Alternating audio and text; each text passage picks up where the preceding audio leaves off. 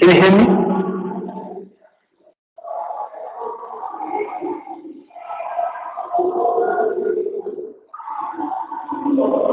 Can you hear me?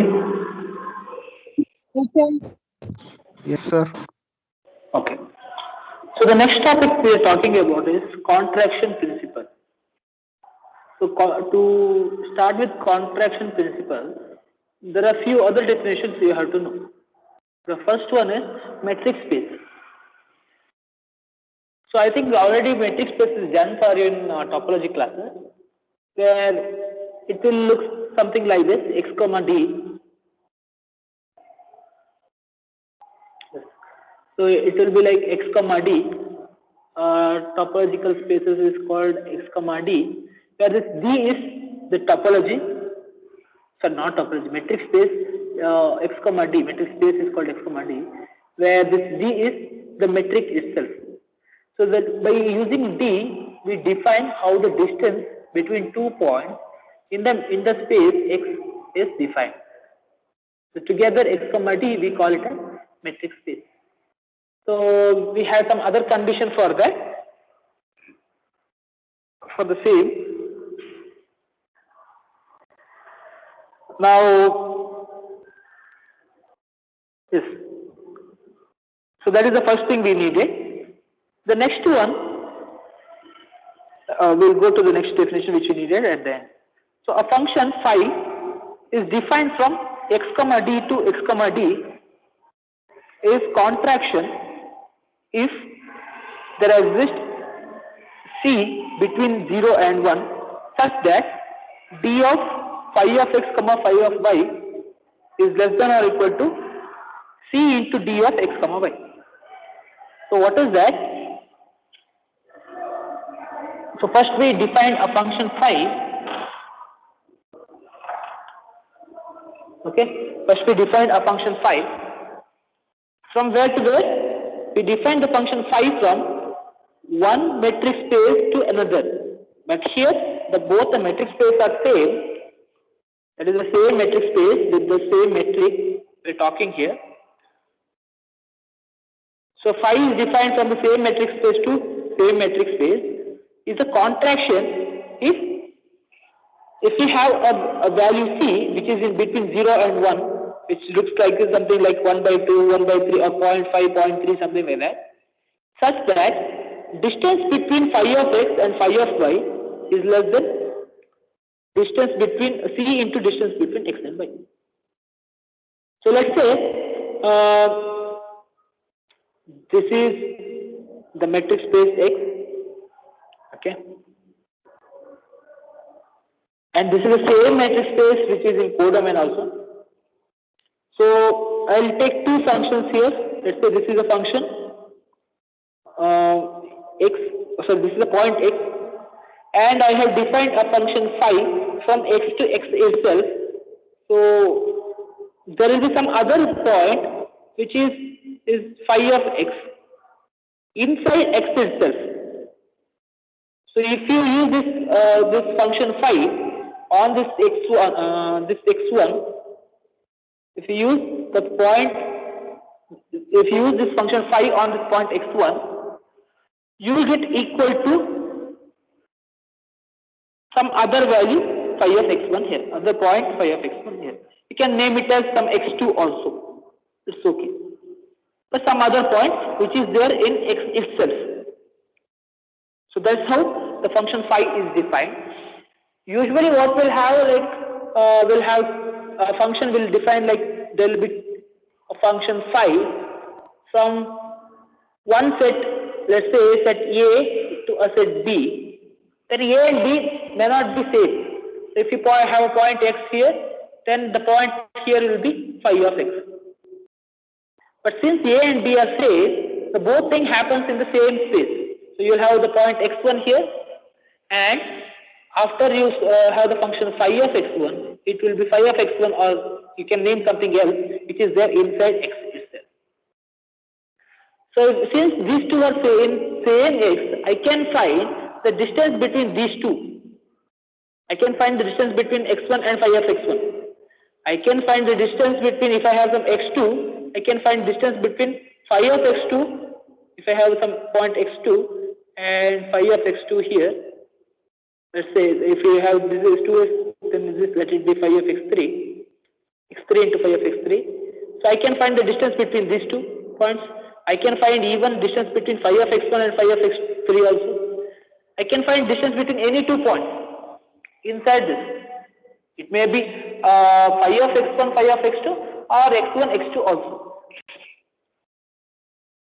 So that's what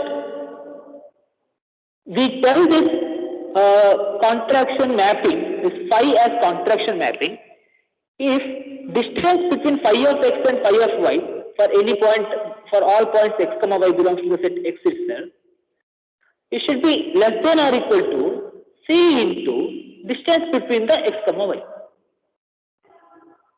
So I have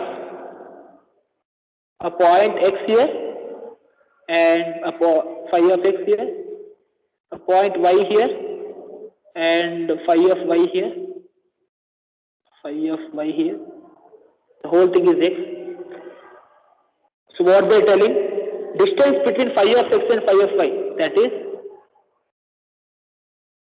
this distance, if you take this is phi of x, this is phi of y, should be less than or equal to this distance, that is this distance between x and y, into some value c, where c is in between 1 and 0.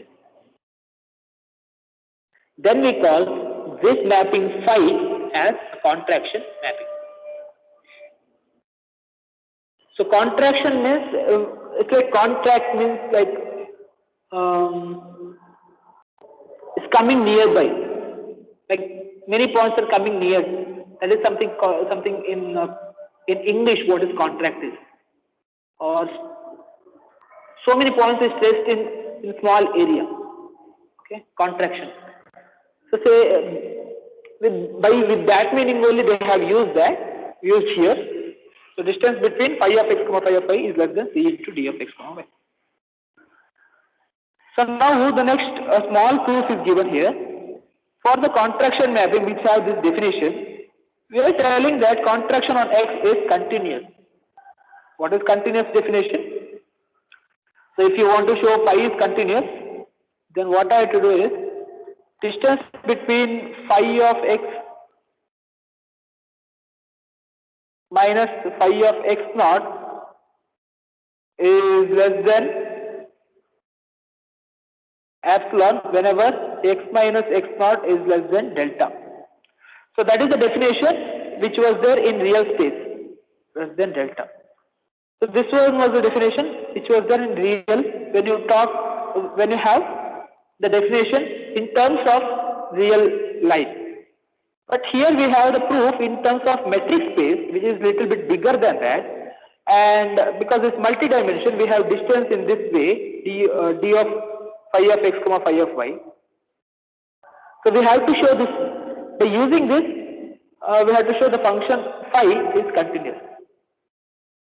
So if phi is a mapping from x to x is contraction mapping, then there exists a c in between 0 and 1 by this definition, such that d of phi of x comma phi of y is less than or equal to c into d of x comma y. That is just the definition here. So given epsilon greater than 0, choose delta.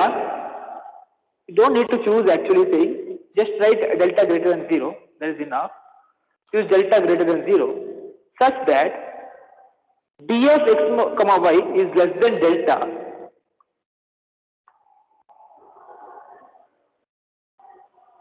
and we have to show whenever this condition is true, this one is less than epsilon. See, this is d of x comma y. In one dimension when we had, what we did is x minus y is less than delta. And this one, d of x, phi of x comma phi of y, when it is in one dimension, what we did? We wrote phi of x minus phi of y less than epsilon. So since it is a generalization, metric space, the distance is because this multi-dimensional one, we won't write in as a modulus or absolute value. We'll write in terms of d of x comma y. So both are same. The definition is also same. Wherever you have this modulus, we'll use d of x comma y. Both are distance only. This is the distance in one dimension, and this is the distance in multi-dimension. So in continuous definition, what it says, whenever this is true, this is also true. Then it is called, phi is called continuous. When the distance between x and y is less than delta, distance between phi of x and phi of y is less than epsilon, or phi of x naught is less than epsilon, we call the function is continuous. Actually saying this is uniform continuous definition, well, because x and y is given, not a particular point. So if you have this, c d of x comma y is less than delta, what I'll do is I multiply c on both the sides to this equation. C of d of x comma y is less than c of delta. But see, by contraction principle, I have d of phi of x comma phi of y is less than or equal to c of d of x comma y. So I can use that. So this one also will be less than this value, or this value c delta.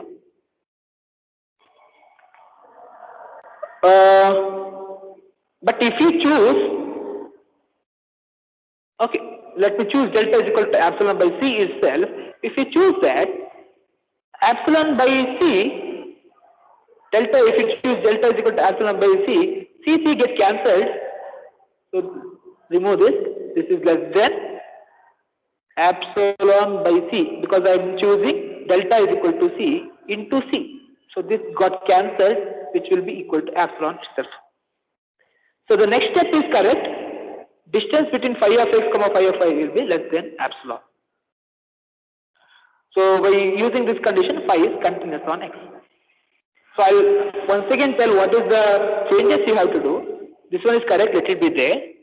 Here, c delta, remove this, just write this is less than c delta, which is equal to c into epsilon by c. C got cancelled, so it will be equal to epsilon. Then write the next one, that is nothing but, because there is a less than symbol here, so together I combine this one and this one together, and I can write d of phi of x comma phi of y is less than epsilon. So phi is continuous on x here.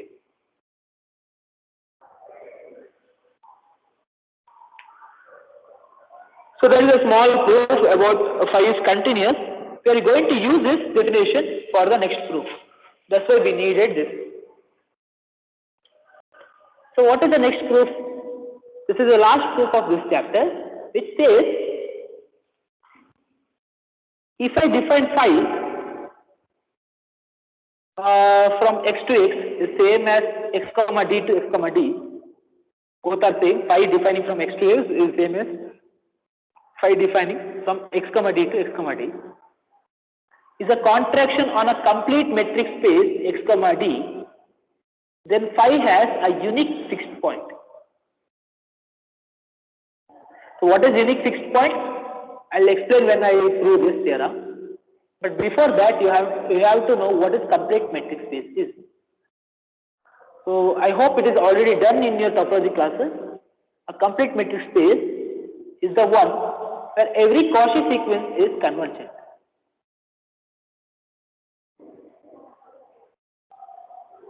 Previously, when we talked about one dimension, we told that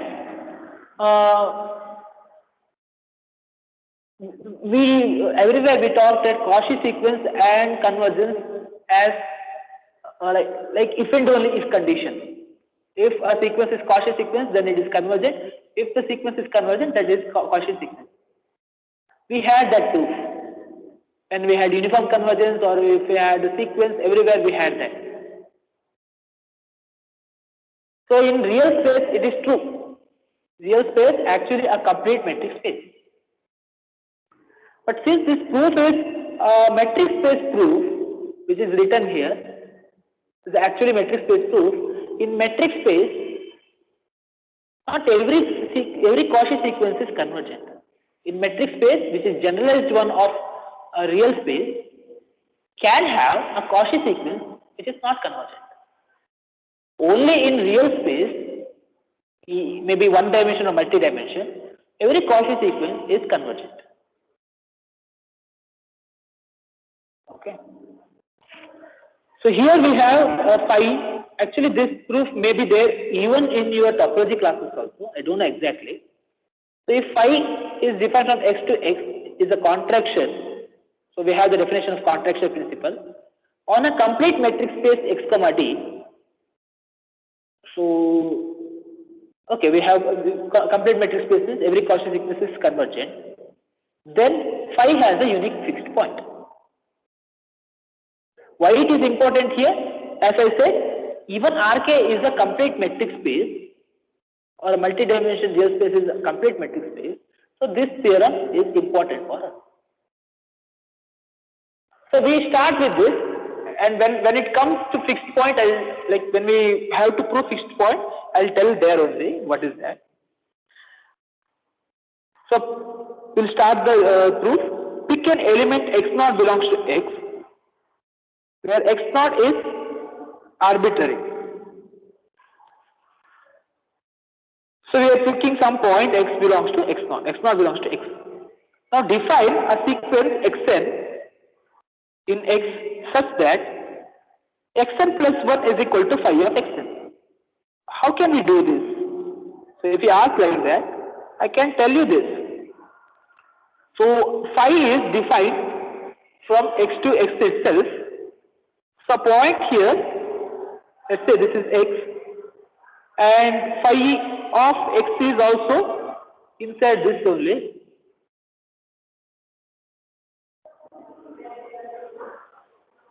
And I can name, if I have this x as, let's say, the first point I have taken as x1, so phi of x1 will be there.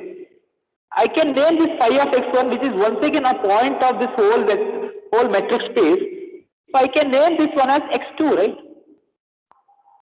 I can name it by any other point, any other value. So in the same way, here they are doing phi of xn, they have defined as xn plus 1.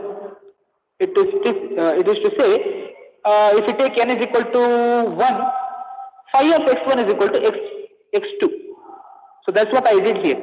x1 is mapped to phi of x1, which is taken as x2 itself. So since all these points of x itself I can name in different way. So I can write xn plus 1 is equal to phi of xn, where n is equal to 0, 1, 2, 3.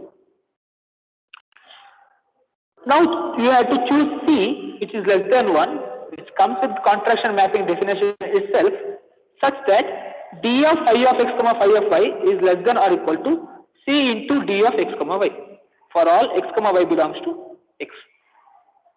This is contraction mapping principle.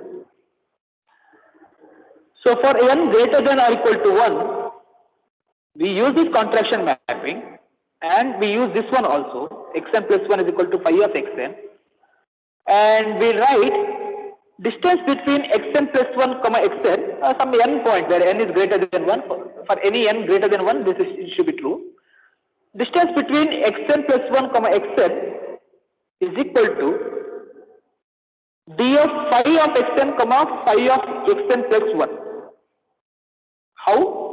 Instead of xn plus 1, I have written phi of xn here. Instead of xn, I have written phi of xn minus 1. Because 1 point lesser than that. Here n plus 1 is there, n came. So n plus 1 is there, n came. Here n is there, n minus 1 came. Now I use this principle. So this d of phi of xn comma phi of xn minus 1 is less than C into the same point, phi of x came as x here. So xn, phi of xn will become xn here. Phi of xn minus 1 will become xn minus 1. C is multiplied. That is by this condition. Once again I use this condition here. Instead of xn, I'll write phi of xn minus 1. Instead of xn minus 1, I will write phi of xn minus 2. Once again, I use this second condition. So it will be multiplied once again by c into d of xn minus 1, xn minus 2. I'll continue this process till the last point, that is d of x1 comma x0 remains. Rest all multiplied by c. So if you just check this together, how many times c multiplied? C multiplied n times, so you'll get c power n. Something like 2 into 2 into 2 means 2 cube. So the same way c into c till that c power n into dx1 comma x0. It's not xi, x1 comma x0. So let it be there. This is the first thing we did till now. So we generalize until for n greater than or equal to m, distance between xn comma xm, what it will be. Now we use triangular inequality of metric space. So I'll just write what is the triangular inequality. It is already done for you when the metric space definition was done. D of x comma y will be less than or equal to d of x comma z plus d of z comma x. This is the triangular inequality you had in metric space. So we use this repeatedly. So how I use that? Xn comma xm is there, right? So I'll take from xn to xn minus 1. Then I'll take xn minus 1 to xn minus 2. Because m is less than 1. So I can write this whole thing distance as distance from xn comma xn minus 1 plus d of xn minus 1 comma xn minus 2 plus d of xn minus 2 comma xn minus 3 and so on till I will get m here. The last point as m. So that is written in this form, summation form. Instead of writing this whole thing, they have written in summation form. And that is nothing but I from n plus 1 to m dxi comma xi plus 1. You can just distribute this and write. I'll just write few things. First I take I is equal to n plus 1. So it will be like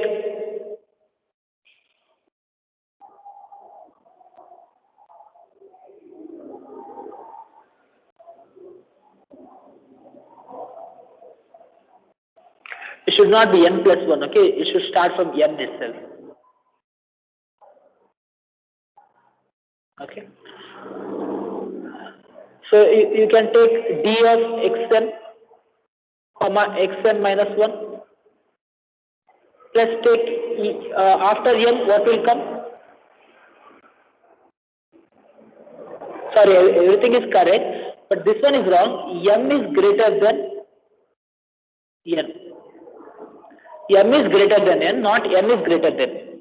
So if you have m is greater than n, we have all the points between n and m.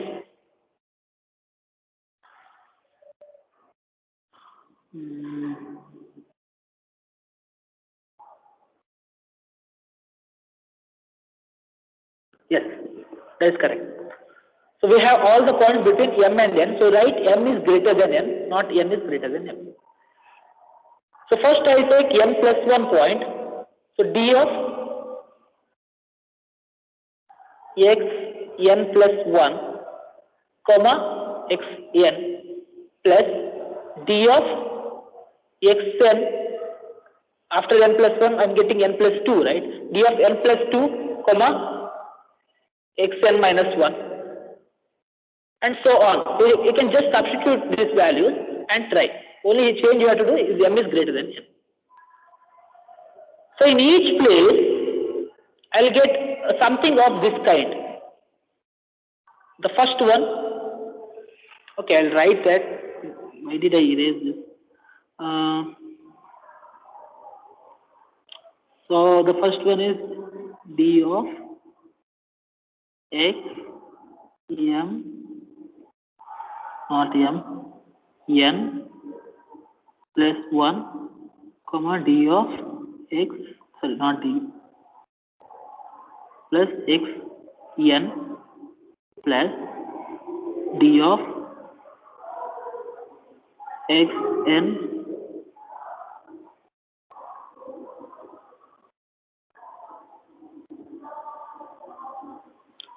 n plus 2 comma x n plus 1 plus dot till d of xm comma xm minus 1. So we use triangular inequality so many times to distribute this function from d to distance from xn to xm. We use triangular inequality so many times here. So we distributed this whole thing in terms of this. Now, if you just check this, each of these things, the first one is in the form of this dxn plus 1 comma xn. So the first one will be less than or equal to cn into dxi comma x0.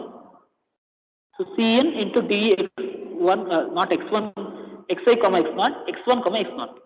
The second one, the distance is d of xn plus 2 comma xn plus 1. So it will have 1 c lesser, oh sorry, 1 c more. So cn plus 1 into dx1 comma x0. The next one will have one more c more, so that will be there. So the till the end, the last one will have c power m minus 1 into dx1 comma x0. How we got that? By using these things together on this each of these conditions. So we got this whole thing is less than or equal to cn plus 1 till cn minus 1. The cm we are not getting, so cm minus 1 into dx1 comma x0. From this whole equation, I'll take cn common out, and cn will be multiplied into 1 plus c square till cm minus n minus 1. How?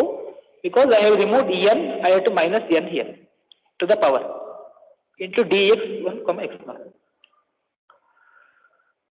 So since we know that cn is c is less than 1, so it will be like something like 1 by a power n, and 1 by a power n is converges to 0 as n tends to infinity. So cn also converges to 0 or tends to 0 as n tends to infinity. So this whole thing will tends to 0 as n tends to infinity. What is this whole thing? Which is greater than dxn comma xm. So if this one itself is convergent or tending to 0, then even this will tend to 0 as n tends to infinity. So if you just check this one, this is nothing but xn minus xm. Tending to 0 means is less than epsilon for all n greater than or equal to m. That is the thing which we have here. Xn, modulus of xn minus xm is less than epsilon for all n greater than or equal to m. But this is the condition of a Cauchy sequence. Therefore, sequence xn is a Cauchy sequence in X. But we have X as a complete, then every Cauchy sequence is convergent. If X is a complete metric space, then every Cauchy sequence is convergent. So the sequence xn converges to X, converges to some point H which belongs to X itself. That is, the Cauchy sequence x1 is convergent. What is the convergent value? Let it be X, which belongs to the capital X itself. So if it is convergent, then the definition of convergence says limit n tends to infinity xn is equal to X. So we got till the function, this point xn converges to X, a sequence xn which we constructed till now, a Cauchy sequence converges to X.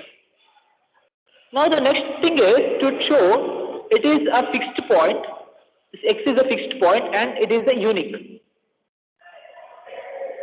So what is fixed point? Fixed point is something like this: phi of x is equal to x. That is, the function phi takes some point x to x itself.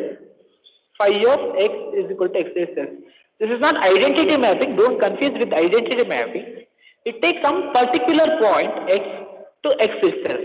It won't take all the points to the same point. If it takes all the points to the same point, it will be identity mapping. But here there is a point, particular point x, and phi of x takes this point to x itself. So phi of x is equal to x itself. So we have to show there exists some point of that kind. So how we do that? We know that phi is continuous, and from this condition we know xn converges to x. Then in topology you have some theorem that continuous function takes limit values to the same thing. Like if xn tends to x, then phi of xn tends to phi of x. This is one theorem in topology you study this year. So that is limit n tends to infinity, phi of xn tends to phi of x. It means that limit n tends to infinity, phi of xn is equal to phi of x. But phi of xn is nothing but, where we have phi of xn is nothing but xn plus 1 from here. So I'll write, instead of phi of xn, I'll write xn plus 1. Limit n tends to infinity, xn plus 1 is equal to phi of x. But we already have limit n tends to infinity, xn is equal to x. It means whatever value n you take greater than n, if you have n tending to infinity, then n plus some other number p is also tending to infinity itself. That is, take any value greater than n, it will tend to infinity only. So here you have limit n tends to infinity, xn is equal to x. So limit n tends to infinity, xn plus 1 is also equal to x itself. So here phi of x is there, this is x, so I got phi of x is equal to x. So that's how we got, there exists a fixed point which takes, phi takes x to x itself. Now I have to show such a point is only one. There cannot be more than one point of this kind. That is called uniqueness. So if you have a fixed point of this kind, phi of x is equal to x, then it is only one point. There cannot be any other point of that kind. So therefore x is a fixed point. So to prove that fixed point of phi is unique. So suppose we go with the contradiction way. Suppose we have 2 points. That is, one is phi of x is equal to x and phi of y is equal to y. 2 fixed points. Both x comma y belongs to the space x itself. But we know that phi is contraction mapping. So there exists a C less than 1 such that with the contraction mapping definition, d of phi of x comma phi of y is less than or equal to C into d of x comma y. Now I can write phi of x is equal to x, phi of y is equal to y. So what I have shown, d of x comma y is less than or equal to C into d of x comma y. But we already know C is less than 1, right? Then this whole value should be less than d of x comma y. It cannot be greater than or equal to, so which is a contradiction. So phi has a unique fixed point. It cannot have 2 fixed points together. So this is a contraction mapping proof is, we proved everything here. The first one we have to show it is convergent. It is already given it is convergent because complete metric space. And we had to show there is a fixed point and it is unique. So this finishes second unit also. And is there any doubt?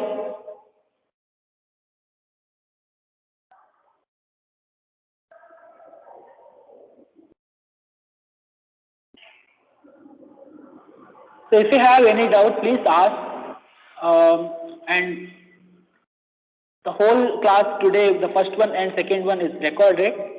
I'll send these videos also. You can go through the videos once again if you're not getting in the class, or if you find the class which I'm taking is a little bit faster, you can go through the videos and read so many times. And if you have any doubt, please ask as soon as possible, because as the next chapter comes, you won't get whatever is done before, because it used these things in next unit. Okay. So for today, I'll stop here. I'm not going to take class in the afternoon. Okay. I'll stop here.